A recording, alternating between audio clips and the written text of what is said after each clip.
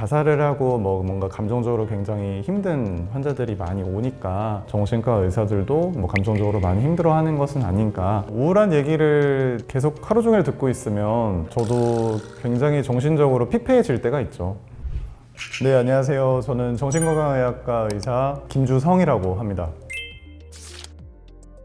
사실 극단적인 선택이라고 말하는 그 자살이라고 하는 건 정신과적으로 굉장히 중요한 상황이거든요. 교과서에서도 실제로 나오는 내용이고, 자살이라고 하는 자살 사고나 계획이나 시도 이러한 것들이 정신과적으로는 응급 상황이라고 이야기를 해요. 실제로 응급실에서도 많이 접하게 되는 환자분들 중에 하나고요. 많이 오시고요. 실제로 시도를 하셔서 오시는 분들도 계시고, 그럴 때마다 이제 저희 병원은 입원 시설이 없기 때문에 일단은 가장 안전한 환경에서 치료를 하고 평가를 하는 것이 필요해서 일단 최우선적으로는 정신과적인 응급 상황을 설명을 드리고, 그 다음에 입원 치료에 대한 가능성도 충분히 설명을 드리죠. 거의 대부분 입원을 하셔야 되는 경우들이 많아요. 환자분들 대부분들이 입원 치료를 잘 안 하려고 하세요. 뭐 경제적인 이유도 될 수도 있고, 정신과적인 입원이라고 하는 곳이 좀 폐쇄된 공간이거든요. 핸드폰도 반입이 안 되고요. 자기 물품도 반입이 안 되기 때문에 거부감이 좀 있죠. 맞아요. 정신병원이라고 하면 이제 사람들의 생각 속에 영화를 보면은 뭐 이제 셔터 아일랜드도 보면 막 이렇게 막 꽁꽁 묶어놓고 막 이렇잖아요. 그런 병원은 사실 현대에 들어서는 거의 없고요. 과거에는 좀 그런 병원이 있었다라고 들었는데, 지금은 굉장히 편안한 분위기고 오히려 일반 병원보다 더 가정집 같은 분위기로 좀 형성이 많이 되어 있고, 다만 이제 차이점은 강박을 할 수는 있어요. 강박이라고 하는 게 뭐냐면 병원 내에서도 자해를 시도하시는 분들이 있거든요. 그런 분들은 이제 강제로 뭐 손발을 묶거나 하는 어떤 시스템들도 있기는 하죠.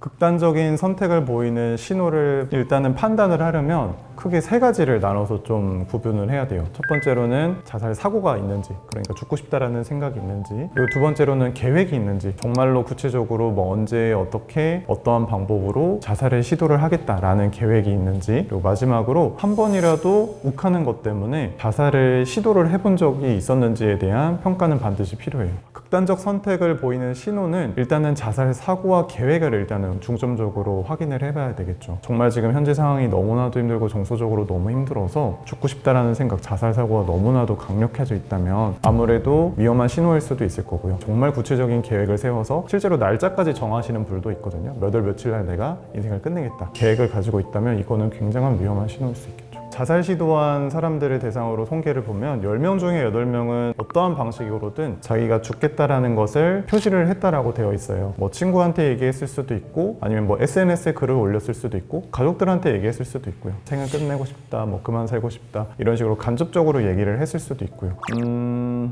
사실은 정신과 의사인 저도 그거를 놓칠 때가 있어서 참 그거를 알아차리기가 쉽지는 않고요. 또 이런 통계적으로 봤을 때 이게 역행적으로 확인을 해본 거기 때문에 그 알아차린다라는 게 굉장히 어려울 것 같아요. 그래도 어쨌든 이 사람이 평소 하는 다른 뭐 표정이라든지 말이라든지 그러한 것들을 잘 캐치를 해야 되고, 주변 사람들도 이 사람이 무언가 평소와 다른 모습이 있다라고 한다면 그 모습을 잘 확인을 해서 자살까지 이어질 수도 있다라는 점을 좀 염두를 하시고 잘 관찰하시는 게 필요하지 않을까라는 생각이 들고요. 있었죠. 제 환자분 중에서도 우울증으로 치료를 잘 받고 계셨고, 오히려 이분은 제가 생각했을 때는 호전이 되고 있다라고 판단이 되고 계시는 분이셨어요. 실제로 활동량도 늘어나고 뭐 직장도 잘 다니고 계셨고, 근데 어느 날 이제 갑자기 약을 과량 복용을 했어요. 응급실도 실려가시고 그때 뭐 위세척도 하시고 다시 이제 병원에 오셨었는데, 제가 나중에 돌이켜 생각했을 때 이 환자분이 말씀하셨던 것 중에 놓친 것은 없었지 않았을까라는 생각을 했을 때 아무리 생각해도 그게 없는 거예요. 주변 사람들한테 10명 중에 8명은 얘기를 하지만 그 2명에 해당이 될 수도 있는 거고, 저한테 얘기가 아니라 다른 사람한테 얘기를 했을 수도 있는 거고요. 사실 그거는 굉장히 어렵겠지만 그래도 주변 사람들이 이 사람이 혹시라도 평소와 다른 이야기나 행동을 한다면 죽고 싶다라는 생각이나 계획이나 이런 것들에 대해서 좀 확인해 볼 필요는 있을 것 같아요. 저는 자살이라고 하는 것이 완곡한 표현이 필요한가에 대한 좀 의문점이 들거든요. 실제로 뭐 정신과 학회를 가든 정신과 의사들끼리 얘기를 해도 극단적인 선택이라는 표현은 하지 않아요. 극단적인 선택을 쓰는 표현은 전 세계에 우리나라밖에 없어요. 뭐 교과서에서도 나오는 내용이고, 그냥 suicide, 그냥 자살이라고 표현을 하거든요. 저는 이 현상에 대해서 좀 이런 말을 해도 되겠지는 모르겠지만, 오히려 자살이라고 하는 것을 너무 사회적으로 숨기려고 하는 것은 아닌가. 완곡한 표현을 쓴다라고 해서 통계적으로 뭐 자살률이 낮아진다거나 뭐 자살 생각이 감소한다거나 이러한 통계나 연구들이 전혀 없어요. 오히려 사회적으로 자살을 좀 너무 등한시하고 숨기려고 하기 위해서 좀 극단적인 선택이라고 하는 완곡한 표현을 쓰고 있는 건 아닐까라는 생각이 들고요. 제가 생각했을 때는 자살에 관련해서는 직접적으로 물어보고 직접적으로 이야기를 하는 게 맞지 않을까.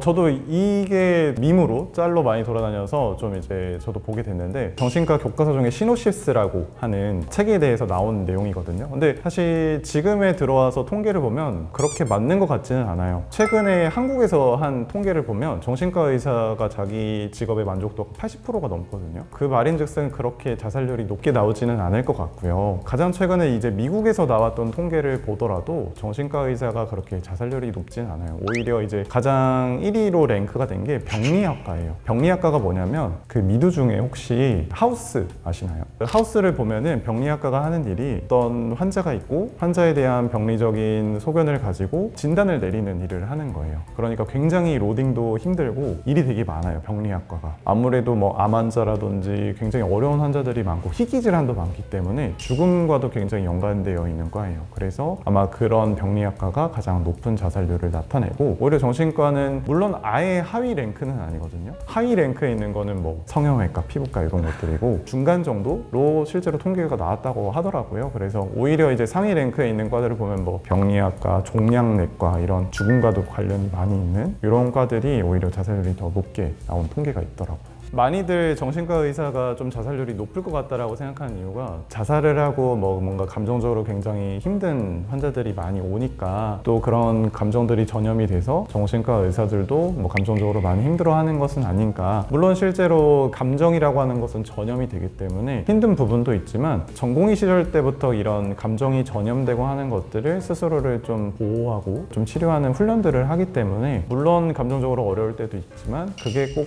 반드시 정신과 의사가 자살률이 높게 나오는 것으로 연관이 되는 것 같지는 않아요, 제 생각에. 우울한 얘기를 계속 하루 종일 듣고 있으면 저도 굉장히 정신적으로 피폐해질 때가 있죠. 공감 반응이 될 수도 있지만 제 스스로 또 그런 정신적인 에너지가 많이 고갈이 될 수도 있는 거라서, 스스로를 좀 보호할 수 있는, 그러니까 정신과들마다 자기 자신의 그런 감정을 보호할 수 있는 무언가는 다 필요할 거예요. 일단은 뭐 이거는 정말 사람마다 다를 것 같은데, 감정이라고 하는 것을 스스로 이제 정신적인 에너지라고 실제로 정신과에서는 표현을 하는데요. 그 정신적인 에너지를 일단은 내가 많이 소진이 되고 있구나라는 것을 먼저 알아차리는 것이 가장 첫 번째 단계고, 내가 만약에 정신적인 에너지가 많이 소진이 됐다라고 느끼면 내 나름대로 이 정신적인 에너지를 다시 복구할 수 있는 것들을 다 사람마다 갖고 있을 것 같아요. 뭐 제 개인적인 방어를 하는 방법을 말씀을 드리면, 저는 좀 제 시간을 가지면서 휴식을 취하는 것 같아요. 예를 들어서 뭐 명상을 한다거나 아니면 뭐 아예 스트레스가 너무 심하면 잠을 자거든요. 아예. 뭐 이렇게 좀 혼자만의 시간을 가지면서 정신적인 에너지를 좀 보호하는 편이죠. 정신과적으로 위로의 말이라는 게 참 어려운 것 같아요. 저도 진료를 보면서도 위로의 말이라고 하는 것을 건네는 게 굉장히 어렵다라고 느끼는데, 모든 정신과 의사들이 다 비슷한 고민을 하고 계실 거예요. 왜냐하면 제가 얘기하는 것이 이 사람한테 얼마나 위로가 될지도 사실 고민이 되는 부분이고, 듣는 사람의 입장에서는 저 사람이 뭔데 나한테 이런 이야기를 할까라고도 생각을 할 수도 있는 부분이기 때문에 굉장히 조심스러운 부분도 있고요. 하지만 이제 제가 항상 환자분들께 말씀을 드리는 건, 정신과 치료라고 하는 거는 마치 인생의 동반자 같다라고 제가 설명을 드리거든요. 인생의 길을 가다 보면 갈림길도 굉장히 많고, 그 갈림길이 굉장히 험난할 수도 있고 순탄할 수도 있잖아요. 그 갈림길에 서서 고민하고 있을 때 옆에서 같이 손잡고 걸어가 줄 수 있는 사람이 누군가가 있다면, 그리고 내가 고민하는 것을 이 길은 가면 어떨까, 저 길은 가면 어떨까, 굳이 그 길을 가르쳐 주지 않더라도 누구와 얘기할 수 있는 사람이 있다라는 것만 있어도 충분히 힘이 되고 위로가 될 수 있다라는 생각을 하거든요. 인생의 동반자라는 개념으로 환자분의 이야기를 언제든지 들어줄 수 있고 언제든지 같이 이야기를 나눠줄 수 있다라고 하는 것이 이 사람에게 도움이 되고 위로가 되지 않을까라는 생각은 하고 있어요. 그냥 옆에 있는 것만으로도 왜 힘이 된다고 느껴질 때가 있잖아요. 정신과 치료라는 게 그런 것이 아닐까, 위로의 말이라고 하는 것이 그런 것이 아닐까라는 생각을 하고 있습니다.